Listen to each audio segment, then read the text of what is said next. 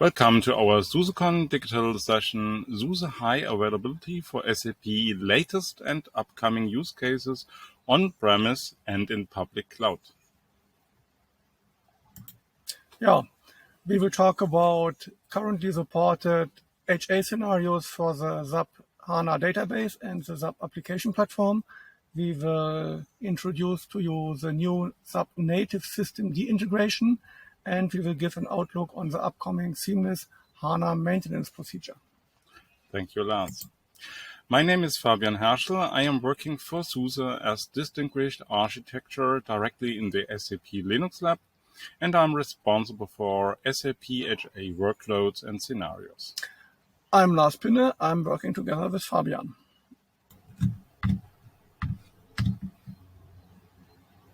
Let's start with an overview on SUSE HA scenarios for SAP. We have scenarios for SAP HANA databases in system replication, and in this area we differ between scale-up and scale-out scenarios. For the scale-up scenarios, we have the HANA performance optimized scenario, where you have the fastest takeover from the primary to secondary side if you have a failure of a resource or a node.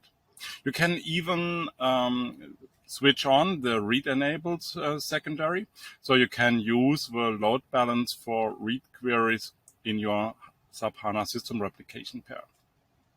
The HANA cost-optimized scenarios, you have non-replicated HANA being running on the secondary side, which first needs to be stopped because it also consumes resources, and so the primary wouldn't fit into this system. You could add either multi-tier or multi-target replication. These are two different ways of the replication is being set up. For first, the chain or multi-tier replication was introduced by HANA. Now it is more flexible and named multi-target. We support both of it. For multi-target replication, we have a third replication outside of the SUSE cluster, because normally it is in a data center distance, so not in a metro cluster being integrated. And this is why the support of the third side within the cluster is currently not supported. You can also go for multi-sit performance optimized things like MCOS, which is currently not described in the setup guide. And you can combine the workloads we are discussing right now with those which is Lars showing on the next step. For scale out, we are focusing more because it's much more complex to handle by the cluster on the performance optimized scenarios and differ between SAP HANAs where you have standby nodes included, where we go up to 30 nodes. We have productive on customers, and on systems which is more for the ERP systems, where you typically have not this big scale outs, which have no standby nodes and have switched off the SAP HA in the SAP HANA. Thank you, Fabian. For the application platform, we support both the classical NetWeaver as well as a new S/4HANA application platform. We support both ENSA 1 and ENSA 2, which means NQ standalone architecture 1 and 2. NQ standalone architecture 2 is a newer one, which should be preferred now. From the cluster perspective, we have different scenarios. For historical reasons, we have a file system resource-based setup where a certain file system is managed by the SUSE HA cluster. Newer setups can go without this file system resource agent. We call it simple mount setup, and this is what you want to do. The most important advantage of the simple mount is no file system has to be managed, so you cannot expect, or you can expect to have no problems during takeover, and this fits perfectly for NFS-based setups, as you will find in public clouds, for example. We can have monode clusters, and we can, of course, add several SADs to several instances in one cluster. And as Fabian mentioned, if you want, you can combine with some restrictions the application server together with a HANA database within one cluster. So the first thing we read here is the sub-native system integration and SUSE HA. What's the problem here? Yeah, good question. My job is to be the problem, to explain the problem. What is the problem? In the past, SAP did integration for its applications by the old System 5 init scripts for a long time, for decades. Fortunately, nowadays, SAP moved a step forward, and now SAP offers native system integration. That means the SAP software is integrated in the modern Linux startup framework, the System D framework. This comes with some effects on the operating system level, and more important for this session, this also affects the SUSE HA cluster integration. And Fabian, how do we solve this? Yes, my role is here to be the solution. So yeah, we work together with the SAP Linux Lab to solve this new native system integration switch for ENSA 1, ENSA 2, so for the central services and the ERS system, as well as for the dialog systems. And so we have changed the resource agents also upstream. So if you install the resource agents package 4.8.0, you already have it in place. We also changed it if SAP will also use this new framework for SAP HANA, beginning with package 0155 for scale up and 0181 for scale out. We already have this code that also HANA could be used in native system integration. One thing you need to remember is only one component during a system boot should start those services. So as you now have dedicated unit files for each of the sub-instances, you should disable them. So not the cluster boot itself process that started, but the cluster could start both instances and both sub-serve frameworks during the boot, but it's then exactly and good covered by the cluster control. Seamless HANA maintenance procedure with SUSE. What's the problem here? Yeah, so the problem here is that with the HANA database, there is no integration between the SUSE HA cluster and the SAP HANA administrative tools. The most prominent tool is the HANA cockpit, and it's quite easy to do operations on the HANA by the administrator, like starting, stopping the HANA, or doing even an SA takeover. But the cluster, on the other hand, does not know about that. That means, in worst case, you can run into a dual primary HANA situation with the database corruption. And now let's see if we can prevent that. Oh, good point, Lars. So what we from SUSE had thought about how could we solve that for you. So we wrote an SAP HADR provider, which is catching the so-called pre-takeover event. So it could now jump in, blocking or releasing a takeover. And what we are doing in the backstage of this hook is to interact with the cluster and to ask him if it is still operating this HANA multi-state resource, or if it has been set to maintenance. Or the other thing, if the cluster does process this takeover by its own. So this has been controlled by checking one of our SAP HANA attributes, and the other thing is being checked against the cluster.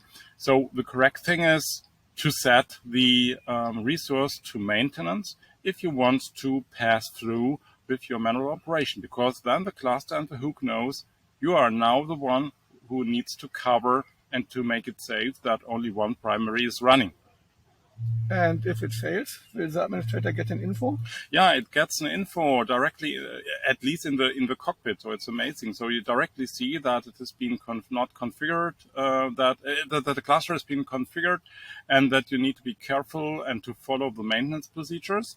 And to get closer to that and to demonstrate it, take your popcorn, and we have a demo video for you.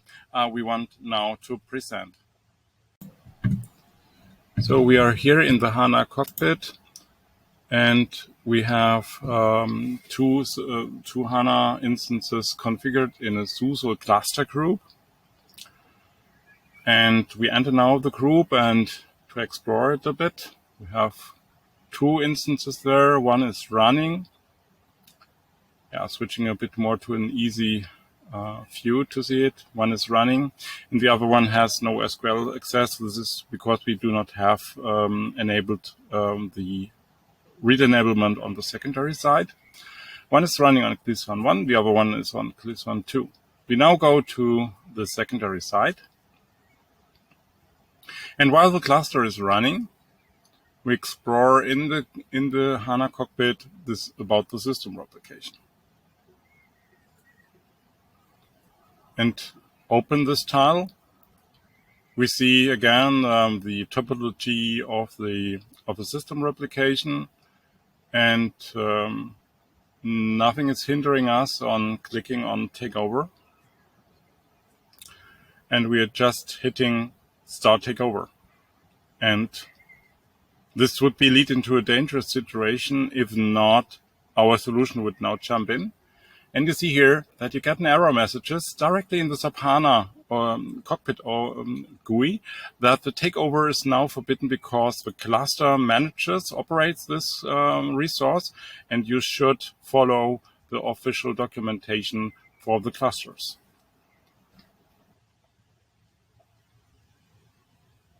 So we are now back in the second demo, how the admin should do it. And with the arrows in the bottom of the demo, you see what steps we are processing. Now we are looking a bit in our cluster. We see a promotable clone set running as master and slave on CLISON 1 and CLISON 2. And we see the clone set, which is doing the topology sniffing of SAP HANA, being spawned up on CLISON 1 and CLISON 2. Now we are beginning to begin our maintenance procedure. So we first set the maintenance of a resource, of a multi-state resource, and switch this maintenance status to on. So now the cluster stops to operate this resource. If we look on what CRM-on tells us, we can see that it's still a promotable, but here it's named unmanaged resource. But as we have set it to maintenance, even the monitors are not running. And this is important currently for our setup. We see in the cluster attribute that on CLISON 1, the primary being marked by 4P is running, and on the CLISON 2, the secondary marked as 4S has been running. You can see it in the attribute rows. How does it look like in the cockpit? We're still interacting between those two tools. And first we are a bit exploring on the primary side and stop it. So we could now, while the cluster is not operating this resource, get the next, go to the next step of our maintenance procedure. We'll see that in the attribute. So now the primary is marked as 1P, which is a stopped primary. So now we see also in the cockpit the same side, the same view, that it's not running. We go to the secondary, and on the secondary side named Rot, we now want to do the takeover. And as before, you have seen in the blocking scenario, we just go through the cockpit and hit on takeover. And now it takes longer because now the takeover is processed because our hook could dither those two scenarios. So now you are in the driver's seat and the cluster does not any longer hinder you on doing this. In the attributes, we now see a 4P, which marks the running primary, as we have discussed. And if you are looking at the replication overview and going to the database directory, we see now a stopped site on Waldorf, and we see the started one on Rot. So now it's time to set up again the system replication. We go to the system replication tile and doing a registration of this former primary to get the new secondary. The site name is already correct. We change the synchronous in memory to synchronous, just as an example. We are using the operation mode log replay, and the host of source of our system replication is Glyphon2. So we've already known other host in our examples. And with that, we configure now the system replication to be configured on this site, Waldorf, to be the secondary of the system replication. And after a while, we see in the cluster roles that the 1P is been changing to an 2S, which is a started secondary here. And so now this pair comes into replication, and we could also see that but when the roles comes to 4S for Glyphon 1, we check if the view in the HANA cockpit is the same as we see in the cluster.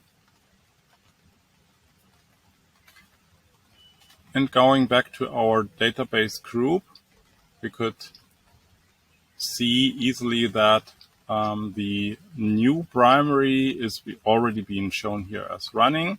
The secondary, which is just started, is being still marked as stop, but you can see from the cluster side that it is running.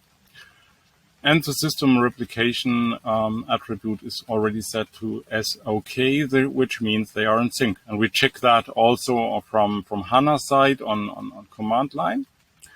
So now we are fine with the cluster. It's still unmanaged. To do the two most important steps to get out of the maintenance procedure. The first is to refresh the resource, which initiates a probe, and this initiates the correct scanning of the resources. So if we now look on the scoring, we now see that Glyphon 2, which is running the primary, now get the scoring of 150, which is correct.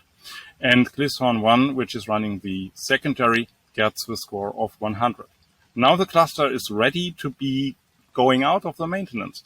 And we just switch off the maintenance mode by running the same command as before, but with the option off.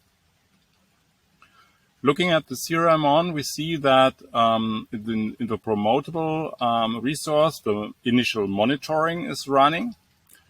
And we will also see in the cluster attributes how this has been changing the game in the attributes. So we see master is now running on Glyphon 2, which is true because we have changed it manually. The roles of the SAP HANA. And now we can see that the site attributes are completely okay. So site road is the primary, Waldorf is in SOK, so in sync. Yeah, being back from the demo, we now jump to the summary. Yeah, before we come to the final summary, one point to mention, information, where to get more information. First of all, we ship a lot of information together with the product. Some of you might be already familiar with the so-called manual pages. On a command line, you can just try apropos SAP, and you will get a list of SAP-related manual pages as a starting point. And then, of course, we have our web pages. We have the support knowledge base. We have our setup guides. We have SUSECON archives from the last years. We have our product documentation, and we have our blog towards zero downtime. So there's really a lot of information we have for you. So what can you take with? For first, we have dozens of scenarios we could support for SAP HANA in system replication, and you just need to pick the best matching for you. And we have several scenarios where we drive Enter 1 and Enter 2, which is the central services of the SAP application platform. And the basis of all those is the so-called NQ standalone architecture. And if you have a scenario not mentioned here or in our setup guides, please start a POC together with SUSE Consulting, because there's always a way also to add additional functionality or an additional scenario and to solve that for you. SAP has enabled a new framework, as we have heard, and this changes a bit how the cluster interacts with the SAP start framework. So it's essential that you disable the unit files for all SAP instances, which should be controlled by the cluster. Remember, there should always be only one component which starts those sub-start serve frameworks by system boot. We have also discussed that SAP HANA and the cluster management, the cluster and the HANA management tools are not aware of each other. So this could lead up into dual primary database corruption if you just jump in while the cluster is operating the pair. And we have thought for you how to solve that.